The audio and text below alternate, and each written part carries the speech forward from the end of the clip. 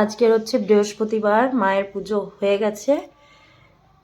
গপুদেরকে আজকে স্নান করিয়ে দিয়েছে মা, বৃহস্পতিবার করে স্নান করিয়ে দেয়। কি সুন্দর লাগছে দেখো, এই সবে পুজো দিল।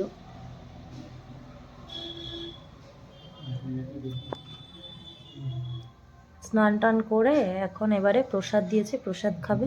এদিকে সব ঠাকুর আছে, খুব সুন্দর লাগছে সাজিয়ে।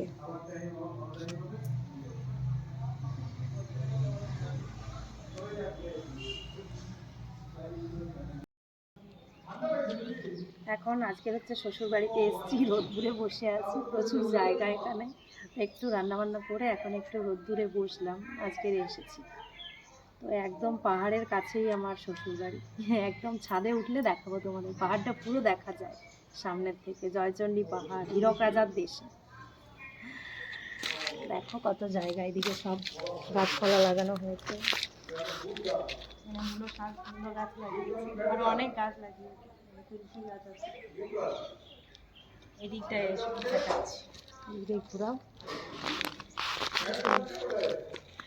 এখানে দেখো পেঁয়াজ কলি, পেঁয়াজ কলি লাগানো হয়েছে।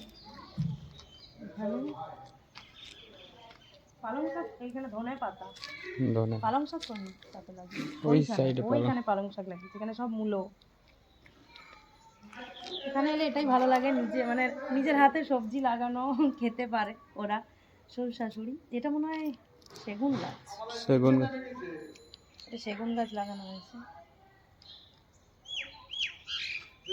এটাই ভালো লাগে এখানে এলে, সব কিছু নিজের হাতে লাগানো হয়।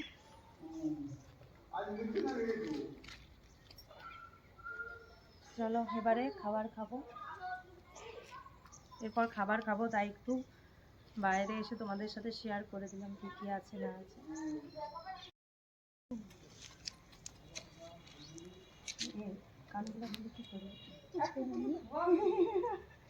দেখো খরগোশ এনেছে, দেখো কি সুন্দর খরগোশটা। আমি ধরতে পারি না, আমার খুব ভয় লাগে। ঐশী আমার ছোট্ট ননদ।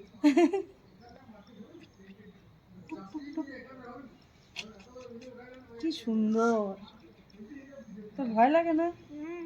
ছাড় দেখি একটুখানি, দেখি কি করছে। ও ও ভয় পাচ্ছে, এইখানটায় ছাড়, এইখানটায় ভয় পাচ্ছি। তোরা না মাটিতে ছাড়িস।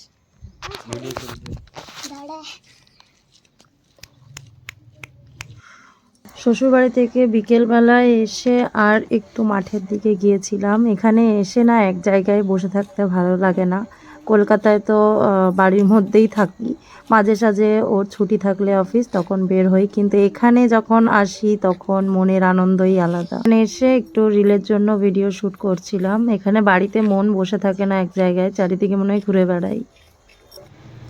মা সন্ধ্যাবেলা টিফিন করছে, টিফিন বলতে স্ন্যাক্স, ভাজাভাজি করছে। আজকের নতুন একটা আইটেম করছি, তোমার সাথে তাই একটু শেয়ার করি। দেখো সকালে কুমড়ো শাক খেয়েছি, এবার কুমড়ো পাতের বড়া কেমন করে করছি দেখো। এই দেখো পাতাগুলো ধুয়ে নিয়েছি, প্রথমে অনেকগুলো হয়ে গেছে এখানে। পাতাগুলো ধুয়ে নিয়েছি, এই বেসন আর একটু চালের গুঁড়ো আর মশলা আছে, ভাজা মশলা আছে, তারপর জোয়ান আছে, এসব দিয়ে নুন দিয়ে মেখে আর পাতাটা এরকম ডুবিয়ে আর এই তেলে ছেড়ে দিলে খুব ভালো হয় খেতে বন্ধুরা, দারুণ হয়, দারুণ হয়। আমি খাইনি কখনো, আমি খাইনি। করলা পাতার বড়া করে খেয়েছি, কিন্তু আমি এটা নিজের আইডিয়াতেই করেছি, তো বলি দেখি কিরকম হয়। তোমরা কুমড়ো পাতা দিয়ে এই বড়াটা করতে পারো, এই বড়াটা করবে খুব ভালো। দেখো কি সুন্দর ফুলকো ফুলকো হচ্ছে, পুরো একদম ফুলছে, দেখেছো? বেসনটা ভালোভাবে মাখতে হবে, মানে ভালো করে ফাটাতে হবে, তাহলে এই ফুলকো ফুলকোটা মানে এই ফুলবে। একটু মেখে রেখে দেবে, তাহলে আরো ভালো হয়। আর ফেটিয়ে নিতে হবে খুব ভালো করে, খুব টেস্টি হয় খেতে।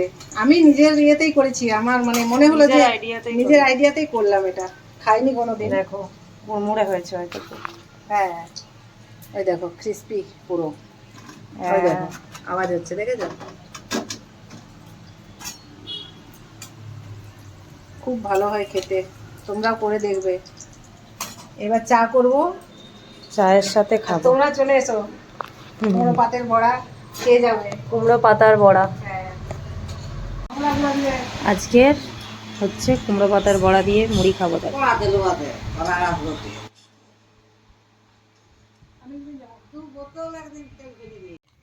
কাল কলকাতা ফিরে যাব, তাই সব মা প্যাকিং করে দিচ্ছে যে যে যা যা নিয়ে যাব। এখানে দেখো মা নিজের হাতে বিউলির ডালের বড়ি দিয়েছে, তো সেই বড়ি নিয়ে যাব।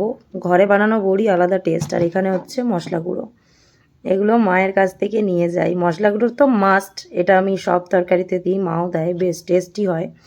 সিম্পল মশলা, তাও মা তৈরি করে দেয়, ভালোই হয় এটা। তো ভাজা মশলা সব কিছু ভেজে তারপরে মিক্সিতে মিক্স করে দেয়। তো এই দুটোই নিয়ে যাব, সেই মা এখন সব কিছু রেডি করে দিচ্ছে আমাকে।